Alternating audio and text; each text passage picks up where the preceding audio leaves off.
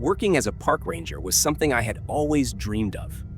I'd always had a deep love for nature, and the idea of getting paid to patrol hiking trails and check in on campsites felt like an absolute dream. It was only a seasonal position, but that didn't matter much to me. I was more than happy with the time I had. My assignment was at a remote national park, one so isolated that it was miles away from anything remotely resembling civilization. My station was nothing more than a tiny cabin buried deep in the wilderness, completely surrounded by thick, endless forest. Most of the time, even cell service was non-existent. My first day on the job seemed pretty standard. That was when I met Ed, my supervisor. He was an older guy, probably in his 50s, with the kind of weathered, tired face that made it clear he'd been out here way too long. He wasn't exactly unfriendly, but there was a distance to him, like he was used to keeping people at arm's length.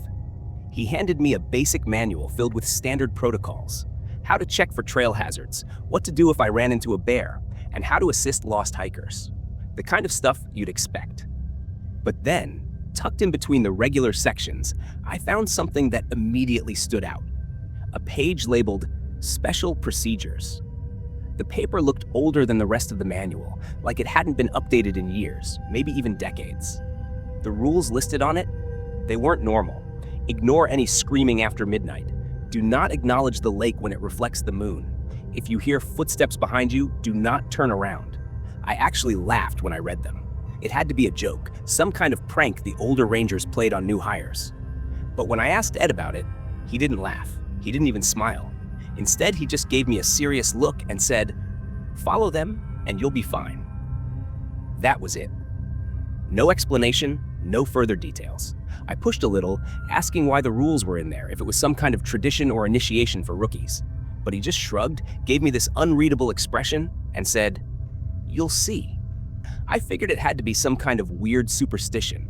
Maybe something the Rangers kept going just to mess with newcomers. Or maybe a local legend that had gotten out of hand. Either way, I didn't take it too seriously.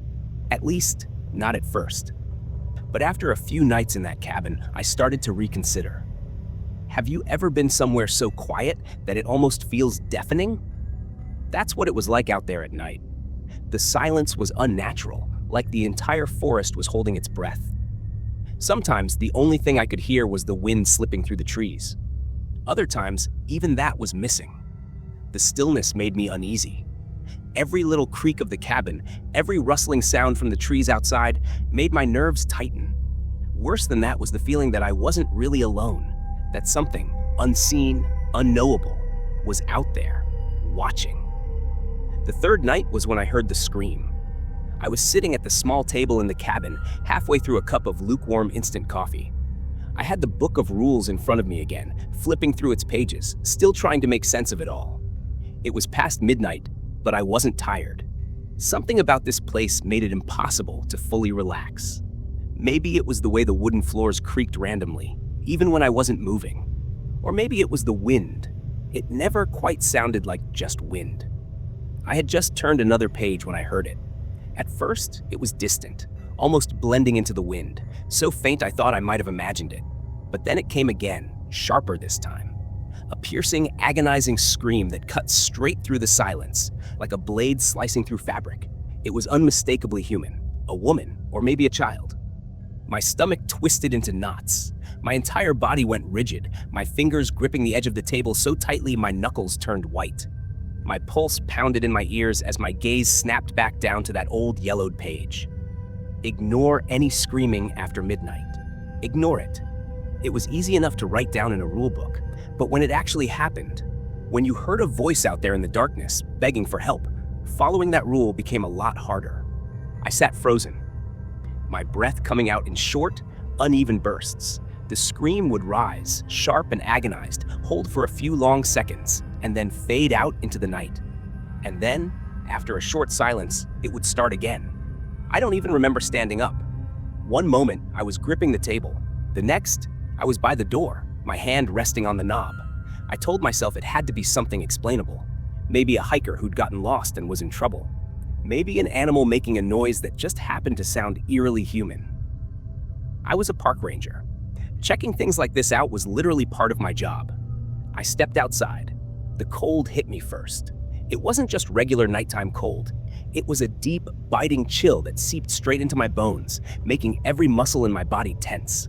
The forest stretched out before me, impossibly dark, the trees towering like silent sentinels. The only thing cutting through the pitch black was the narrow cone of light from my flashlight. Then, the scream came again. It was closer now. I swung the flashlight in the direction of the sound, my heart slamming against my ribs as I tried to see through the endless trees. The air was thick, heavy, as if the very forest itself was holding its breath. My throat felt dry, and each step forward seemed harder than the last. The moment everything stopped, it wasn't just the scream. It was everything. The wind, the rustling leaves, the distant calls of nocturnal animals. It all cut out at once, like someone had pressed a universal mute button on the world. The silence was so absolute that I could hear my own breathing, quick, shallow, almost panicked. I don't know how long I stood there, frozen in place, my mind racing. Eventually, I turned back toward the cabin. Whatever was out there, whatever I thought I might find, it wasn't worth it. Every step back made my skin crawl. The feeling of being watched clung to me, an invisible weight pressing down on my shoulders just beyond the flashlight's reach. When I finally stepped inside, I locked the door, then locked it again. The next morning, I brought it up to Lisa, another ranger stationed closer to the visitor center. She's the kind of person who always seems lighthearted, like nothing can shake her. But the second I mentioned the scream, everything about her changed. Her face drained of color. Her eyes flicked around the room like she was making sure no one else could hear. "You didn't follow it, did you?" she asked, her voice lower than before. I hesitated, unsure of how much to admit. "I stepped outside," I admitted finally. "Didn't go far." Her expression darkened instantly. The look she gave me was like I had just signed my own death certificate. "That's how it starts."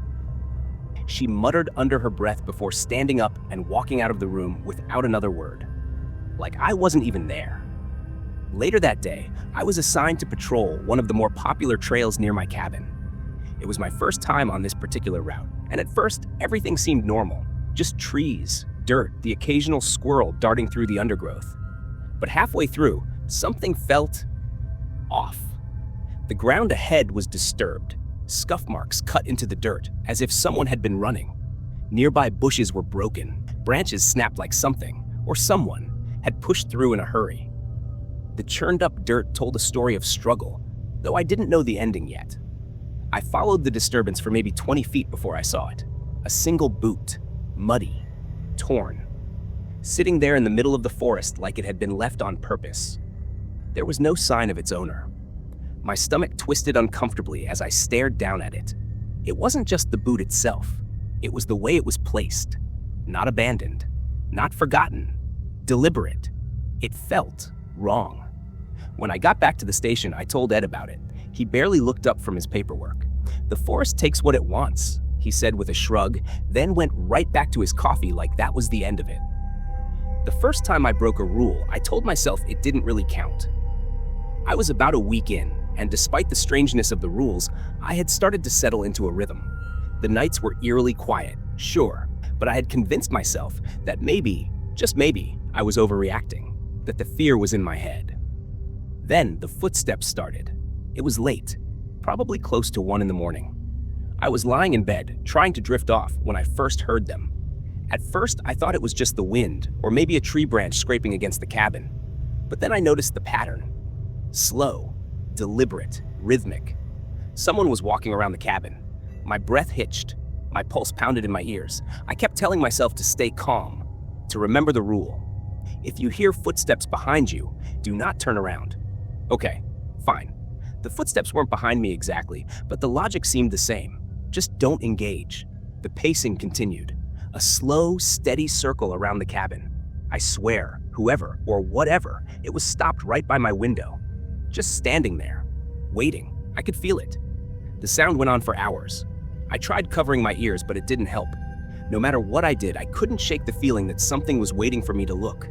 I lasted as long as I could, but by 3 a.m, my nerves were frayed to the breaking point. What if it was a lost hiker? What if someone needed help? What if I was in danger? I had to know. I reached out and pulled back the curtain. Just a crack. Just trees. the dirt path, the pale glow of the moon. But the second I looked, the footsteps stopped, like they had been waiting for me to break. The silence that followed was worse than anything before. It wasn't just quiet, it was heavy, like the air itself had thickened, pressing down on me as if gravity had suddenly increased. I sat there, frozen, my ears straining for any hint of sound, but there was nothing, just the weight of silence settling over me. I didn't sleep that night. Every time I closed my eyes, I felt like something was standing just outside my vision, waiting. When morning finally came, I realized something was wrong. My boots, which I had placed neatly by the door, were no longer there. They were in the center of the room, positioned as if someone had set them there deliberately. My radio, which I always made sure to turn off, was on, emitting a faint, crackling static. But the worst part, the thing that made my stomach clench, was when I glanced at the window.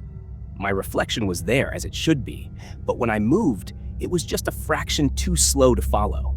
Not much, just a split second. But enough. Enough to make me feel like something was terribly, horribly wrong. I tried to shake it off, telling myself I was just imagining things, that my exhaustion was messing with me.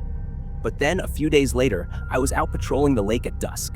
The sky was painted in streaks of orange and pink, and the moon had just begun to rise, casting a silver shimmer across the water's surface. That's when I saw it, the reflection. It was too bright, too sharp, almost unnatural, like the lake wasn't just reflecting the moon, but magnifying it somehow. I caught myself staring, mesmerized, until something in my brain kicked in, a sudden, urgent warning. The rule: never acknowledge the lake when it reflects the moon. A chill ran down my spine, and I forced myself to look away, stepping back from the water's edge. But just as I turned, I caught movement, a ripple across the glassy surface. There was no wind, no fish disturbing the water, just that single ripple, spreading outward. And for the briefest moment, I saw it. A hand, pale and thin, reaching toward the surface as if something beneath was trying to claw its way out. I didn't stay to see what happened next. I spun on my heel and ran, not stopping until I was well away from the lake, my breath coming in sharp gasps. That night, I had a dream. Or at least, I hope it was a dream. I was back at the lake, standing right at the edge, but the water was wrong. The moon's reflection wasn't whole, it was shattered, broken into jagged shards like a fractured mirror. Something was moving beneath the surface. I couldn't see it, but I could hear it, the sound of something dragging itself out of the water, slow, deliberate. I wanted to run, wanted to scream, but I couldn't move. I was trapped, rooted in place as it got closer, closer. I woke up drenched in sweat, my pulse hammering against my ribs. But the fear didn't fade with the dream. When I swung my legs over the side of the bed, my feet landed in something cold, wet, my boots. They were soaked, caked in mud. And the floor? They were footprints, muddy, unmistakable, leading from the door to my bed. Thinking back, I should have recognized the first real warning sign. It wasn't the footsteps. It wasn't even the lake. It was Lisa. She'd been the first person I met here, and while she wasn't exactly warm, she was present. She cracked jokes sometimes, talked about her favorite trails, but after the lake incident, she wasn't the same. She was still around, technically, but something had changed. Her skin had taken on a sickly pallor, like she hadn't seen the sun in weeks. And her eyes? They weren't right. I don't even know how to describe it. It wasn't that they were lifeless exactly. It was worse. It was like she was looking through me, not at me, like she was seeing something else entirely. She barely spoke anymore, and when she did, her voice was hollow, mechanical. One morning I asked her if she was okay. She just shrugged. I'm fine, just tired. But she wasn't fine. And the worst part? Ed didn't seem surprised. In fact, he avoided her. When I finally worked up the nerve to bring it up to Ed, his reaction caught me off guard. He snapped at me. Ed, who had spent my first week cracking jokes and calling me newbie, glared at me like I had just said something deeply offensive. "The rules are there for a reason, Nick," he said, his voice low, firm. "You don't follow them, you deal with the fallout. That's it. No exceptions." I swallowed hard. "What kind of fallout are we talking about?" I asked, trying to keep my voice steady. "What's actually happening here?" Ed didn't answer right away. He just stared at me for a long moment before muttering, "You don't want to know." Then he turned back to his coffee like we hadn't just had the most unsettling conversation of my life. I needed to clear my head, so later that day, I went out to patrol. It was supposed to be a routine route, one I'd done before. But something was off. The trail felt wrong. The trees seemed taller, almost like they were leaning inward. The air was colder than it should have been for midday. My instincts screamed at me to turn back, but I didn't. I pushed forward, trying to convince myself that I was still in control. The carvings caught my eye first, faces etched into the bark of the trees, twisted and grotesque. Their mouths hung open in silent agony, their eyes too round, too large. I knew they hadn't been there before. I would have noticed. I would have remembered. My breath came shallow as I stared at them, and then I heard it, a sound so faint at first that I thought it was the wind threading through the branches. But it grew, swelling into something worse.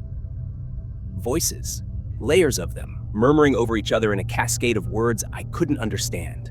My chest tightened, an instinctual panic clawing its way up my throat. I turned on my heel and ran, my boots pounding against the dirt path, not stopping until I reached the cabin. That night, the scream returned, but it wasn't like before. This time, it was closer, no longer a distant echo lost in the trees. It was inside my head, rattling through my skull, clawing at my thoughts. And then I heard my name. It started soft, whispered in the chaos, but then it rose, repeating, insistent, over and over, calling, pleading. I grabbed my flashlight and moved to the door, my hand tightening around the handle before I even realized what I was doing. I almost opened it. I still don't know why I didn't. Instinct? The rule? Something deeper? Either way, my fingers uncurled and I stepped back, my whole body trembling. I didn't sleep that night.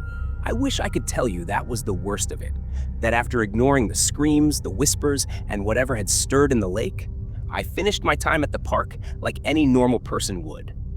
But this place doesn't work like that. You don't just leave. The manual was the first sign. One morning, I woke up and there it was, right in the center of my kitchen table. I knew for a fact I had left it in the drawer, and yet there it sat, next to my untouched breakfast. At first, I thought someone had just left it out, but then I saw it, the handwriting. The rules had changed. The old ones were still there. Ignore the screaming, don't look at the lake. But beneath them, scrawled in jagged, unfamiliar script, were new ones. One read, "The cabin lights must stay on after dark." Another, "If you hear knocking from inside the walls, do not investigate." But the last one made my stomach turn to stone. At the bottom of the page, in ink that looked almost too fresh, were the words, "You are part of the cycle. You must stay." I stared at the page for what felt like forever, my fingers gripping the edges so tightly they ached. I wanted to believe I was imagining it, that maybe I was losing my mind. Some part of me wanted to crumple the paper, throw it away, pretend I hadn't seen it. But I couldn't, because I knew, deep down I knew, this wasn't just another rule. It wasn't a warning. It was a statement, a fact. I needed answers. That afternoon, I went straight to Ed. He was sitting on his porch, sipping his coffee like nothing was wrong, like I wasn't standing there holding proof that everything was. "Ed," I said, shoving the manual toward him, "what the hell is this?" He barely glanced at it. "It's the rules." I gritted my teeth. "Don't give me that. The rules are changing." I flipped to the last entry, my hands shaking as I thrust it toward him. "What does this mean? What the hell is the cycle? Why does it say I have to stay?" Ed didn't answer right away.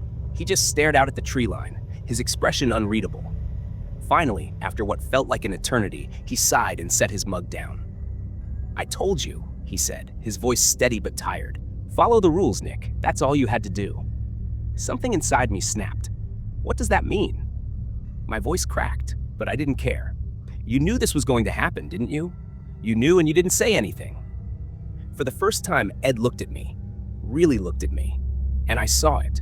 The exhaustion, the resignation, the deep aching weight in his eyes. His voice was quiet when he finally spoke. "The rules aren't just there to keep you safe," he said. "They're part of the agreement." My stomach turned. "What agreement?" His gaze drifted back to the woods, with the forest. His voice was barely more than a whisper now. "It takes what it wants. The rules are how we keep it at bay. But once you start breaking them," he trailed off, shaking his head, "you can't undo it, Nick. It's already claimed you." That night, I didn't even try to sleep. I sat at the table, staring at the manual, the words "Zonle Kokyo." You must stay burning into my brain. The footsteps began just past midnight, faint at first, a subtle shuffling sound outside the cabin. I barely noticed them at first, just background noise against the wind. But they didn't stay faint for long. They grew louder, moving around the cabin, circling, pausing near the windows before continuing their path. I tried to keep my focus on the manual in front of me, my foot tapping anxiously beneath the table, my hands clenched too tight. I told myself it was nothing, just my mind playing tricks. Then the knocking started. Slow, steady. It wasn't frantic or aggressive, just deliberate taps, like someone methodically rapping their knuckles against the wood. But it didn't come from the door. The sound was coming from inside the walls. I clenched my jaw, forcing myself to ignore it, mentally repeating the rules over and over like a mantra. If I just followed the rules, I'd be fine. That was the deal. That was always the deal. But then, without thinking, I glanced up. The window across the room reflected my image back at me, but something was wrong. It was me. But it wasn't. The same face, the same clothes, but its expression was all wrong. The thing in the glass was smiling. I wasn't.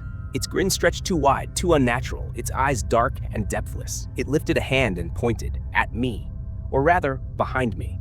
I turned, every muscle in my body locking up, heart hammering. But there was nothing, no one. And yet, the footsteps inside the cabin kept going. Morning came like a sick joke. A pale, weak kind of light seeped in through the trees, but it didn't chase away the unease clawing at my gut. I barely reacted when Ed walked in. No knock, no hesitation. He just stepped inside like he owned the place. His face was unreadable, his tone flat, like the night before hadn't happened. "You're taking the North Patrol today," he said. No explanation, no acknowledgement, just an order. I could have fought him on it, demanded answers, maybe yelled. But what would have been the point? He'd only brush it off, maybe throw some cryptic warning my way. I nodded, grabbing my gear. I didn't take the manual. I didn't want it anywhere near me. The North Patrol route was longer than most. It wound past the lake, then cut through a section of the forest I'd been avoiding since my first day on the job. It wasn't a difficult trail, but the air felt different there, thicker, heavier, like I was walking through something unseen. Every step felt like a battle against an invisible weight pressing down on me. I reached the lake first. Its surface was unnaturally still, a perfect mirror reflecting the sky without a single ripple. I knew better than to look too closely, so I kept my eyes down and kept walking. But just as I passed, movement flickered at the edge of my vision. I saw her, Lisa, her pale face just beneath the surface, eyes wide, staring at me. I don't know if she was really there or if my own paranoia was getting the better of me, but I didn't stop to figure it out. I walked faster. Further along the trail, something else caught my attention, a flashlight, half buried in the dirt. I recognized it immediately. It belonged to Harris, another ranger. I crouched, reaching for it, but the second my fingers touched the metal, I recoiled. It was freezing. Not just cold, frozen, like it had been sitting in ice, not lying out in the sun all morning. A sick feeling twisted in my stomach as I let it fall back to the ground. That's when I noticed something else. The silence was gone. The forest wasn't quiet anymore. The whispers had started. Low at first, layered, overlapping, too many voices to count. They came from the trees, threading through the branches like a breath of wind. I couldn't understand the words, but I didn't need to. I knew they were meant for me. By the time I reached the edge of the park boundary, my legs ached, my body felt drained, and the air had that same unnatural pull to it, like something was resisting me leaving. I stood at the tree line, staring out at the empty road beyond, and for the first time, the thought hit me with real force. I could go. Right now. Right here. I could drop my gear, walk across that road, and never look back. I'd lose my job, sure, but I'd get my life back. My real life. The one I had before all of this. But then I thought about the manual, the rules, Ed's warning. The forest takes what it wants. What if leaving wasn't the way out? What if I brought something with me? What if it followed me home? Or worse, what if leaving broke whatever fragile balance was keeping this place contained? What if it pulled someone else into this nightmare in my place? I stood frozen, eyes locked on the road stretching out before me. Every instinct screamed at me to run, to break into a sprint and never look back, but my body wouldn't listen. My legs felt like they were filled with lead, refusing to move, even as the whispers grew stronger, closing in, circling me like unseen hands tightening their grip. And then, silence. Not a gradual fading, but an abrupt, unnatural stillness. The kind that makes your breath sound too loud, your heartbeat echo in your ears. Slowly, I turned back, pulse hammering. The trees loomed taller, darker, their shadows stretching impossibly long. The path I had just come down, gone. It was as if it had never existed. My mind struggled to process it, but the forest had already decided. I wasn't leaving. I don't remember much of the walk back to the cabin. It was like stepping through a dream, or maybe a nightmare, the kind where you keep moving, but never feel like you're getting anywhere. When I finally stumbled inside, I wasn't sure if I had escaped or walked even deeper into something far worse. The air inside was cold and stale, pressing against my skin like damp cloth. My muscles ached, my head throbbed, but the exhaustion ran deeper than that. It was in my bones, in my mind. With shaking hands, I locked the door, bolting it twice before collapsing into the chair by the table. The manual was still there, waiting, like it knew I'd come back. I hesitated before opening it, my fingers skimming the worn pages as I flipped through them. The rules were all there, unchanged, or so I thought. I read them again and again. Each word etched itself into my brain like scripture, a sacred text that I had no choice but to obey. I understood now. These weren't old traditions or myths. They weren't superstitions passed down through generations. They were survival. Every rule was a lifeline, a barrier between me and whatever lurked beyond the trees. If I followed them, I could stay. I wouldn't vanish like Lisa, wouldn't dissolve into whispers like Harris. The forest had already marked me, but it wouldn't take me all at once. So I adapted, patrols during the day, locked doors at night. I stopped asking questions, stopped looking out the window when the footsteps came, stopped entertaining the thought of leaving because there was nowhere else to go. Sometimes, in the dead of night, I still heard the screams. Distant, muffled, carried on the wind like echoes of something long forgotten. Maybe that's what happens. You don't disappear all at once. You fade. Slowly, until you're just another voice in the dark. I've lost track of time. It doesn't work the same way here. The days blur into each other, and the nights stretch on forever. I stopped marking the calendar, stopped counting the seasons. The forest doesn't care about dates, so why should I? But something changed last week. Something new. I saw headlights through the trees, a car pulling into the station, a new ranger. I watched from a distance, hidden in the shadows, as Ed handed him the manual. The kid looked so young, so sure of himself. That kind of confidence that only comes before you know the truth. I wanted to warn him, to tell him to turn around and leave before it was too late. I wanted to scream, to grab him by the shoulders and shake the false security out of him. But I didn't, because the forest was watching, and the rules were clear. He was already part of the game.